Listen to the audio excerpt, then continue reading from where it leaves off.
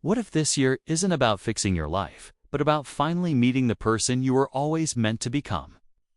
As the calendar resets, it's so easy to get caught up in the rush. We write down goals, chase after motivation, and make big promises to ourselves for a better year. But I think there's a softer, deeper truth we often ignore. Real change doesn't start with what you want to achieve. It begins with who you decide to be. Think about it. A new year isn't a deadline breathing down your neck. It's an invitation. A gentle invitation to release the heavy weight of who you had to be just to survive, and to step into the person you are actually becoming. We're often told that our lives will change once we hit a certain goal, right? Get the promotion, lose the weight, find the partner. But the deeper truth is that life changes when our identity changes first. Goals are just temporary checkpoints along the way. Your identity, on the other hand, is the foundation. It's the core that determines how you think, how you act, and how you respond when things get difficult. If your underlying identity stays the same, any success you achieve becomes fragile. You might reach a milestone, which is great. But without that internal shift, old habits have a sneaky way of creeping back in and pulling you right back to your familiar patterns. That's why so many of us end up repeating the same year over and over again, even with brand new intentions. But imagine this. What if you started seeing yourself as someone who is disciplined, or calm, or resilient? Your behavior would naturally begin to align with that self-image. You wouldn't need to rely on constant motivation or external pressure anymore, because your actions would be guided by who you truly believe you are. Your choices would just flow from that new identity. On the flip side, if you carry an identity rooted in self-doubt or fear, even the most incredible opportunities can feel heavy and overwhelming. You find yourself hesitating, maybe even self-sabotaging, or waiting for some kind of permission that never seems to arrive. Real, lasting transformation begins the moment you stop asking, "What do I want to achieve?" and start asking, "Who must I become?" Because your identity shapes your choices long before the results ever appear. Change the way you see yourself and watch how your outcomes begin to follow. A new year isn't just a change on the calendar. It's permission to loosen your grip on the versions of yourself that just don't fit anymore. So many of us carry old identities around out of habit, not because they're still true, but because they once protected us. Maybe you learn to stay quiet to keep the peace. Maybe you learn to overwork to feel worthy. Maybe you learn to settle, or just to survive a really difficult season. That version of you was absolutely necessary at the time. It did its job. But here's the thing. What once kept you safe can quietly start to limit who you're rebecoming. The start of a new year offers this rare emotional reset, a moment where letting go feels natural instead of forced. And releasing an old identity doesn't mean you rejecting your past or erasing everything you went through. It means honoring it, being grateful for the lessons, and then allowing yourself to move forward without dragging all that weight into your future. You are allowed to outgrow your old coping mechanisms. You're allowed to outgrow mindsets and roles that no longer serve your peace. It's okay. Growth often feels like loss at first because familiarity is comfortable, even when it's hurting us. This new year is inviting you to choose differently, gently, and without guilt. You don't have to become someone entirely new overnight. You just have to stop clinging so tightly to who you had to be. When you give yourself that permission, you open up space for healing, for clarity, and for a version of you that finally feels aligned with where you're going. Becoming who you're meant to be is rarely a loud or dramatic event. It doesn't always announce itself with visible success or immediate applause. Most of the real work happens quietly, in the moments that no one else ever sees. It unfolds in the private decisions you make when there's no audience, in the way you choose patience over a knee-jerk reaction, and in the way you stay consistent even when progress feels impossibly slow.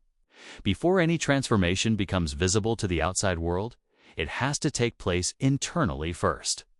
This internal process can feel uncomfortable because it requires brutal honesty with yourself. You start to notice patterns, thoughts, and behaviors that just don't align with the person you want to become. There's no rush in this stage. It's all about awareness. The growth here is subtle, almost invisible, but it's incredibly powerful. You start responding instead of just reacting. You begin to choose rest without feeling guilty about it. You allow yourself to change your mind, to change your direction, and to change your boundaries. The world might not notice these shifts right away, but they matter more than any external achievement ever could. This quiet becoming is what builds real emotional strength, clarity, and self-trust. And over time, these inner changes naturally start to shape your actions, your relationships, and your results.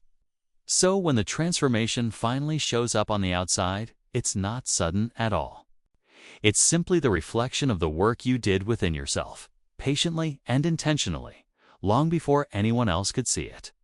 We often think of healing and growth as opposite paths. We think we have to be completely healed before we can start growing, but in reality, they can exist side by side. You do not need to be completely fixed to move forward, and you don't need to stop growing in order to rest and heal. So many people delay their own progress because they believe they must first fix every single thing inside them. This belief creates so much unnecessary pressure and turns self-improvement into a stick to beat ourselves with. True growth isn't about forcing yourself past your pain. It's about learning to move with it gently and honestly. Healing is allowing yourself to feel everything without judgment, to acknowledge what hurt you, and to give yourself the patience you might have lacked in the past. And growth is choosing to take small steps forward, even while you're still learning how to carry your emotions. These two processes actually support each other. As you heal, your capacity to grow expands. And as you grow, you create new experiences that deepen your healing. Ambition doesn't have to come from a place of pain or a need to prove your worth to others. It can come from a place of self-respect. You can build a better life while still being tender with yourself. Progress doesn't always look like high intensity. Sometimes it looks like consistency, setting boundaries, and choosing your peace over constant pressure. When healing and growth move together, the journey becomes sustainable, balanced, and deeply human. We imagine big transformations as these dramatic, movie-like turning points. But real, lasting change is almost always the result of small, repeated choices made over a long period of time. The version of you that will exist at the end of this year won't be created in one single moment of motivation. It will be built in the quiet accumulation of your daily decisions. What you choose to do consistently, even when it feels totally insignificant, is what slowly shapes your habits, your mindset, and ultimately, your identity. This is how real change actually happens. Small shifts are so powerful because they are sustainable. Choosing to speak to yourself with a little more kindness, committing to just a few minutes of reflection each day, or showing up imperfectly but regularly, these things might not feel life-changing in the moment.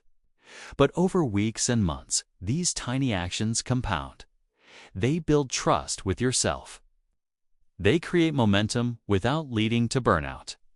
They allow your growth to feel natural instead of forced. In 12 months, you won't be defined by the intensity of your effort on 1 or 2 days, but by its consistency over the whole year. The smallest commitments, when kept daily, often matter far more than grand plans that are abandoned after a week. When you focus on who you are becoming, one day at a time, the future version of you is built quietly, steadily, and with intention. Time will do the rest, as long as you choose to show up for yourself gently and consistently. Thank you so much for watching. If this resonated with you, I'd love for you to subscribe and join our community. Let's make this a year of becoming.